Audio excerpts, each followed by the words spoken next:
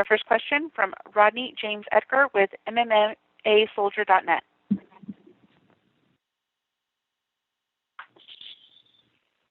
Hey, yes. First question is for Henry Cejudo. Previously, you were linked to a bout with Jose Aldo. That was talked about. Obviously, a lot of things have changed in terms of fights, events. How did this one come together? How was Dominick Cruz presented to you? First of all, Dominick was my first choice since the beginning. I wanted to fight him. Since the beginning, I thought it was a great storyline. We're both from Arizona. He's a former champ. I beat the number one contender, Marlon Moraes. I mean, there was really not a concrete number one contender after I beat Marlon Moraes. And my original plan was to fight him, but then I saw the fact that Jose Aldo, did a good job with Marlon Moraes, who was the number one contender. And I decided to go with Aldo, but I always told Dominick, Dominick, stay on deck because, if anything happens, man, you're the guy that I want next. And it just turned out to be that Jose Aldo couldn't get a visa, and that allowed Dominick Cruz to squeeze back in. But he was always part of the plan in the first place. And now we're going to scrap. Now we're going to fight. In terms of the rankings, he's probably, not the legitimate number one contender. So was the reason that you preferred him just because of his legendary status, his name, and that he's one of the greatest to ever fight at that weight class? Yeah, no, that's exactly what it is. I'm on a legacy rampage, and I feel like Dominick is probably one of the guys that I can remember that made a big name, that kind of paved the road for a lot of us little guys. But that's another reason why I want to. That's another reason why I want to choose. I want to continue to keep adding big names to my hit list, and to continue this legacy rampage. What do you think is going to happen with 125 now? I mean, you've got some key guys that are not in the division anymore, such as yourself, and then you've got, Ray Borg, for example, one of the top guys who continuously fails to meet that weight requirement. It kind of seems like it's dwindling. What do you think is going to happen there this year? Well, I mean, like I said, I did my job, man. I fought for the title. I beat Demetrius. I defended my title. Right now, my sole objective is Dominick Cruz on May 9th. I'm not even thinking about what's going to happen with the flyweight division. They got to wake up and smell the coffee.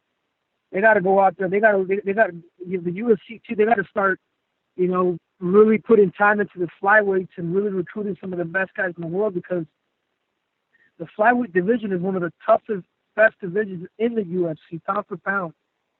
Everybody's fast. Everybody's technical. And I think that's what makes that flyweight division good. But as of now, my sole focus is on May 9th. Thank you. I have one more, and it's for both of you guys. So starting with you, Henry, I know you have your own gym in Phoenix. Is that where you got ready for your training camp? And also, does the coronavirus quarantine hinder your training in any way? I would imagine not, because you have your own gym and you can use it privately, right? Yeah, no, not at all, man. If anything, I really don't know the difference between quarantine, the COVID-19 quarantine, and me and my training camp. I'm a professional. I train each and every day. I do my recovery. I mean, I do everything right, or I try to do everything right. So this whole quarantine, I think by the time the U.S. comes back together, I'm just not going to know the difference. And what about you, Dominick? What was the training camp like for you? This has to be an unprecedented situation that you're in. Yeah, I mean, I've been rehabbing my shoulder for the past few months anyway, so realistically, I was already training really hard to go back to atrophy and everything else that I needed to do. So I was already training hard. And then Jeremy Stevens had a fight coming up with Calvin Kattar, or Qatar, and I was helping him train for that about 2 weeks before this card got slated.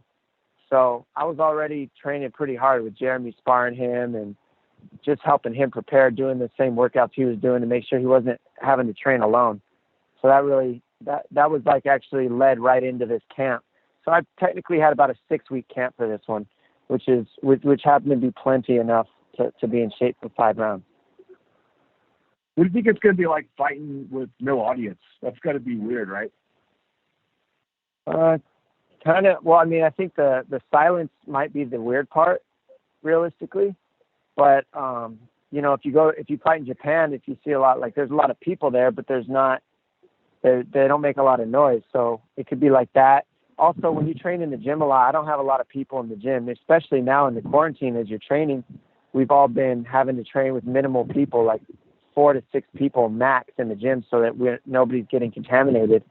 And it's been pretty silent in there. So I think it's gonna resemble training in the gym, and also similar to the Ultimate Fighter, except we had all the competitors on the teams at the Ultimate Fighter. It was still somewhat kind of eerily quiet. So there's a few different scenarios that I've been in where it's going to resemble this, I believe.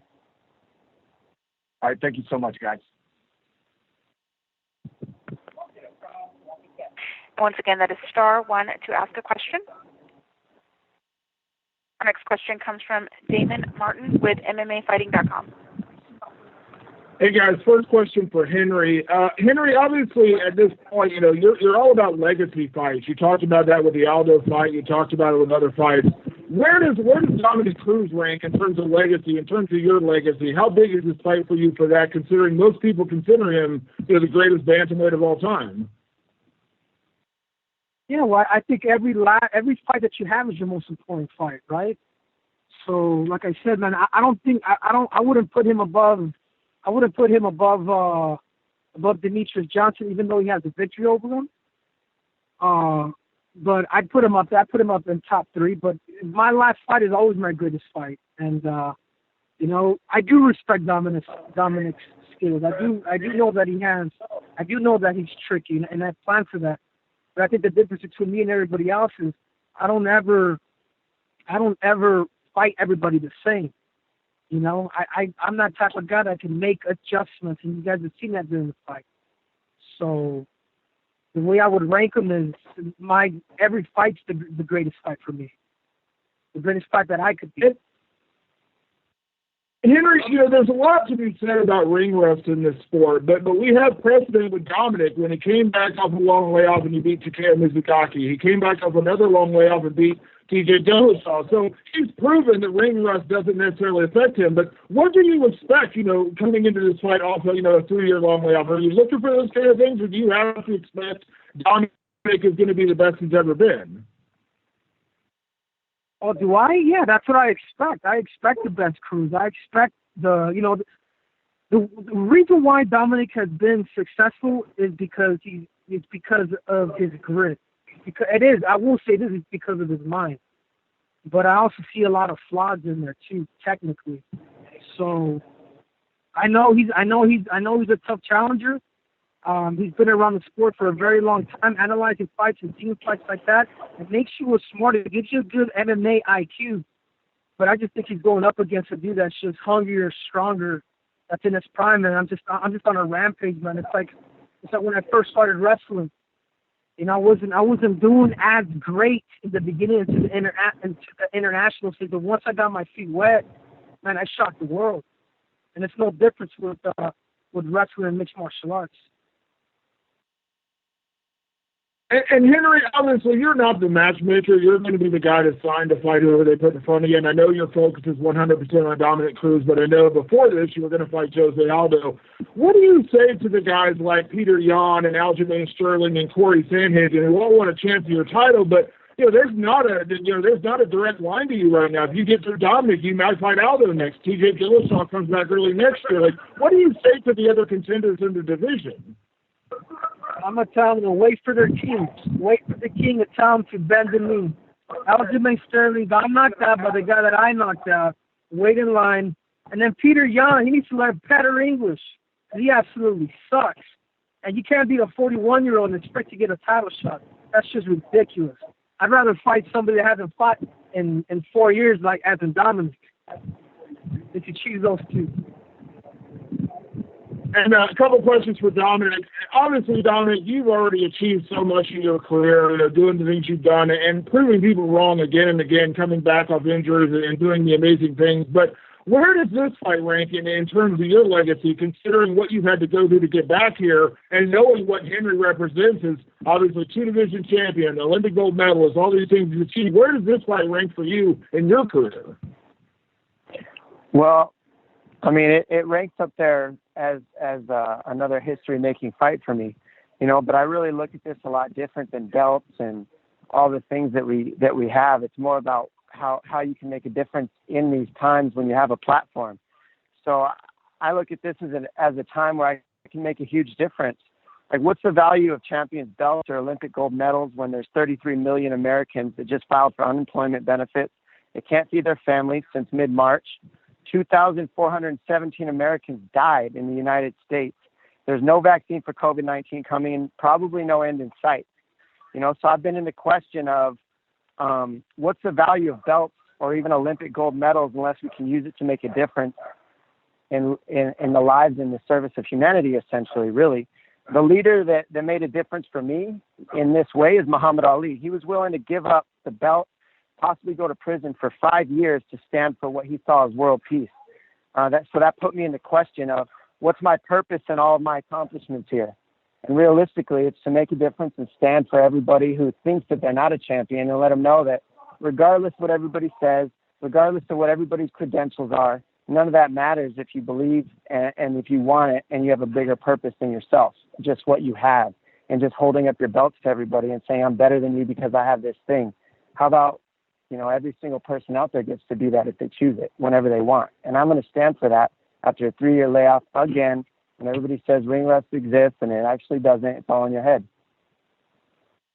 Well, to that point, Dominick, my last question will be that you've proven it time and time again how you've been able to come back from these injuries and look good and look great in these fights. What is it do you feel like separates you from other guys? Because it is true, we have seen guys struggle off layoffs and time off and things like that. How have you been able to do that multiple times? Well, I mean, it's about making sure that you prepare yourself the right way. I live this life to train. So like when this is all said and done, I'm going to be in this kind of shape still. I enjoy training. It's like a livelihood for me. It's just how I like to live my life, is in shape, feeling good, and training hard. And really, transformation is a public event, so I'm constantly trying to transform in my life. And this is the place to do it, is on a stage in front of, the first sports event to ever happen. This is the stage where transformation happens. Every athlete on this card is putting themselves in a vulnerable position where they can be beaten or win. And what's the point? What's the pleasure in winning if there's no thought of losing? So all this comes together to create a lot of fire, and I'm excited for it. Awesome, thanks, guys. Well, you better start unemployment checks. I'm taking your ass out. Yeah, cool story, Henry. Dominick, I'm the real deal. I'm coming. You ain't getting past 3 rounds. Yeah, okay. You're short. I know that. And I know you're going to have a hard time finding me, little man. And you're going to remember that. You're going to remember that, princess. Okay. We'll see, man. When you're in there missing, you're going to find out real quick the difference and the amount of rounds I got in there over you. I got hours in there over you, little man. You're a wrestler. Okay, I'm about to prove that and expose you real quick. You just try not to break a nail, princess. You just make sure to make it on May 9th. Yeah, you coming off the shoulder surgery too, smart guy. So how are you any more tough than me? You're just coming back from surgery after a year. Have you ever done that? Nope. I've done it several times and I've proved it. I'm the bantamweight champion of the world, and I am the greatest combat athlete of all time. That's yeah, we'll see about that.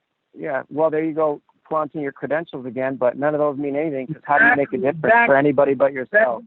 I had the belt for 10 years. I've been the. You only fought 2 times in 10 years, Dominick.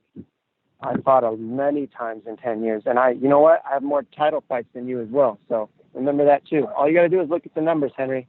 You're catching up still, bro. You can win 3 more title fights and still be catching up. Well, you prove it to me, Princess, on May 9th, because on May 9th, like I said before, I'm serving goat.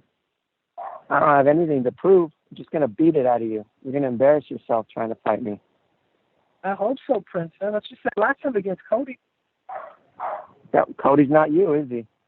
I have no power in the past. I have power right here, right now. I'm another animal on top of that, Dominick. I'm a whole nother piece. What happened with you? What happened with you and Benavidez? What happened with you, Demetrius Johnson? You lost to both of them. I haven't lost to either of them.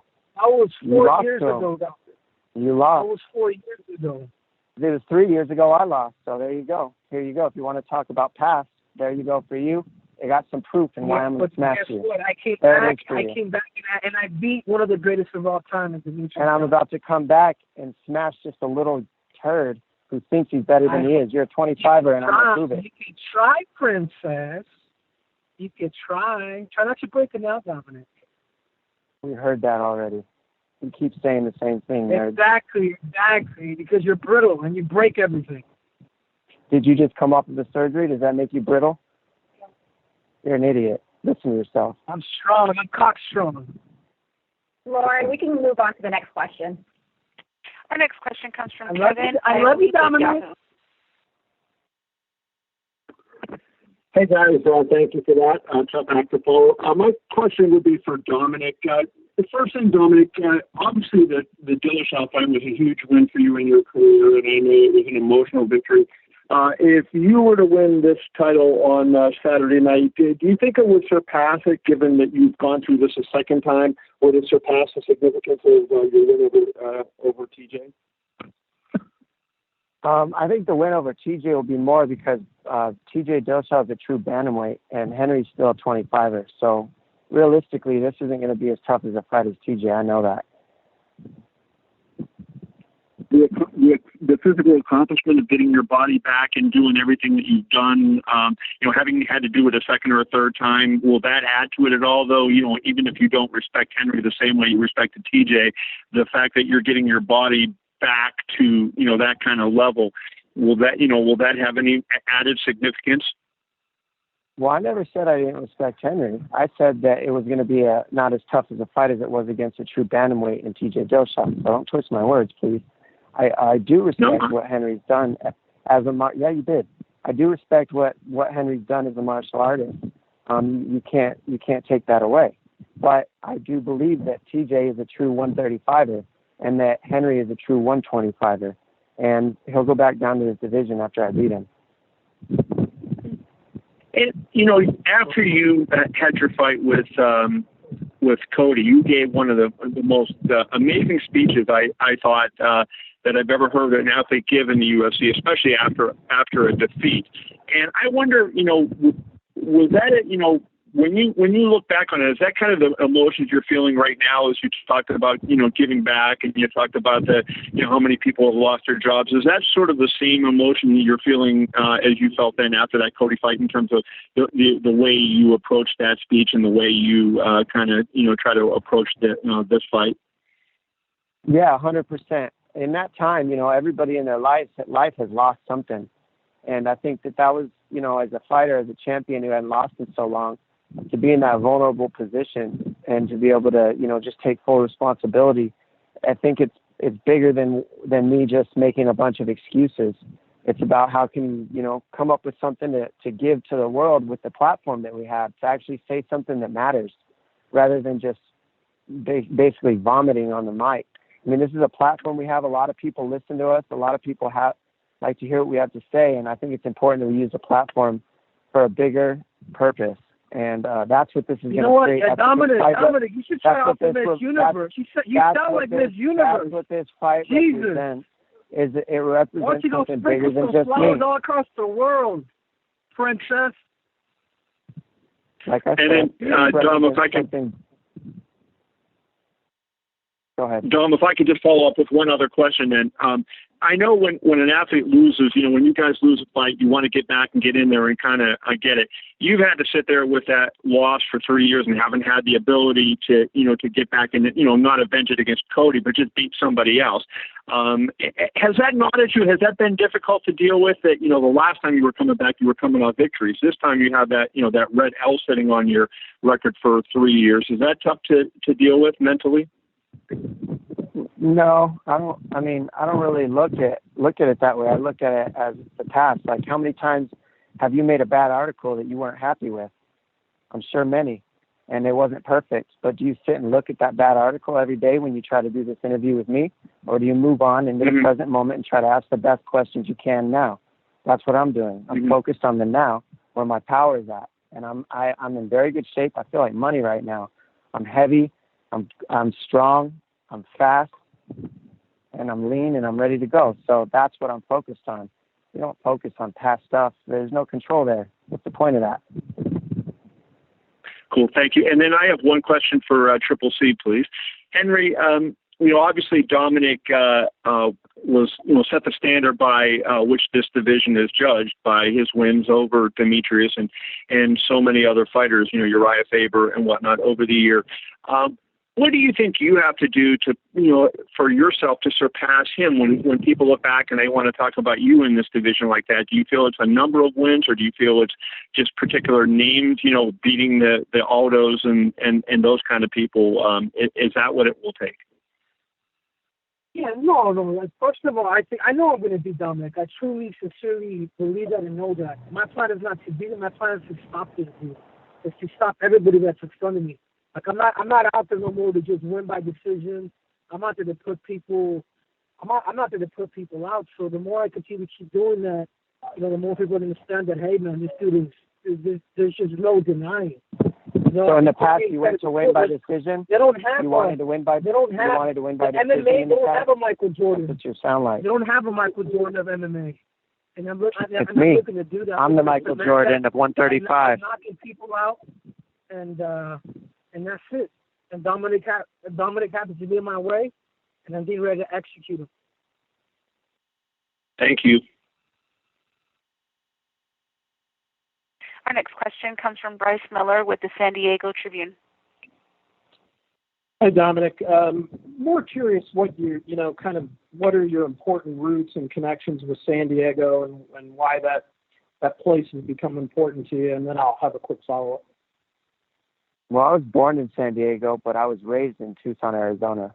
So I was from 2 years old until I was 21, I was raised in Tucson in that school system and in that lifestyle. But I've been here ever since I was 21 to start my professional mixed martial arts career. So it's a mixture. I've become a true professional here in mixed martial arts, but in Tucson is where I figured out who I was, growing up. It's where I found my roots, had my toughness, my grit, my tenacity. It comes from Tucson. And so putting the two together has just made me, I feel complete as a man. What's just more in general, as the world watches sporting events that are being canceled or postponed, it's so rare to have something that's live. You guys are kind of at the front end of that, trendsetters, or at least checking that terrain out first. Do you have any health concerns related to the virus being a contact sport at this point? I don't. I mean, realistically, anybody can contract this virus. I think that's partially the point, is understanding that anybody on earth can get this, but you can't just freeze up when you see something that's scary. You got to just kind of take the precautions, be as safe as possible, but live your life. That's what I'm doing. Best of luck. Thank you. Our next question comes from Aaron Bronstetter with TSN. Hey guys, this one's for Dominick. Dom, the circumstances for getting the title shot were a bit different. Obviously, relatively short notice, government restrictions, a great opportunity. But were those circumstances a turn off at all for accepting this fight? No, not at all.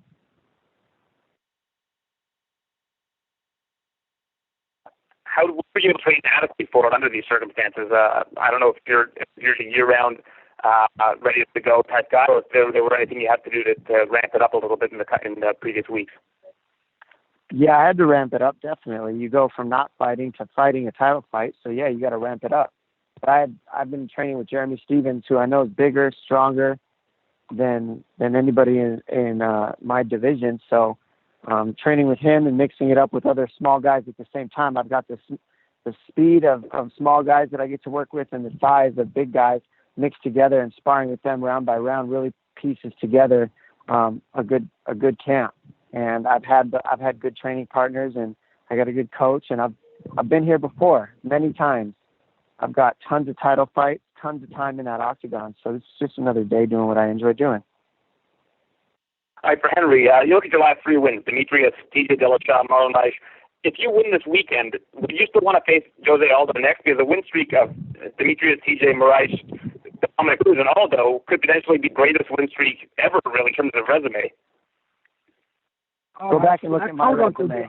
I told Uncle Dana I said, I ain't leaving. After I beat up Dominick, I said, I'm going to be stomping on Jose Aldo's toes next. And then after that, Alexander Volkanovski, an overgrown midget, he's next. See, that's the best he can do with his platform. You hear that? It's so useless. Sorry for you guys. Exactly, Dominic. Exactly. Come on, You'll man. be part of that. Better, bro. You're better. You're better in the work. Trying to be Miss Universe, princess. I'm being here silly, for man. purpose. I'm here. You better sign up for unemployment. Why are you here? Why are you doing this? Why am I here? Bro? Because I am here. What's your purpose I am here to in be the greatest of all time. That's why, Dominic. And then what? To knock your ass out. That's why. And then to what? knock you out. And then what? Then when it's all over and you're retired. Then when you're all retired, you're just going to have your keep knocking everybody out. That's it. That's it, Dominic. Dude, you're like I swear to you, man. You're like dude, you should try out for a pageant. I swear to you. Because your actions prove nothing.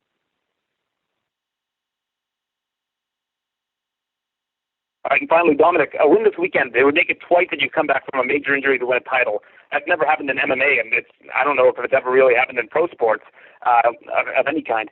Do you ever step back and think about how incredible an accomplishment that would be and the gravity of this?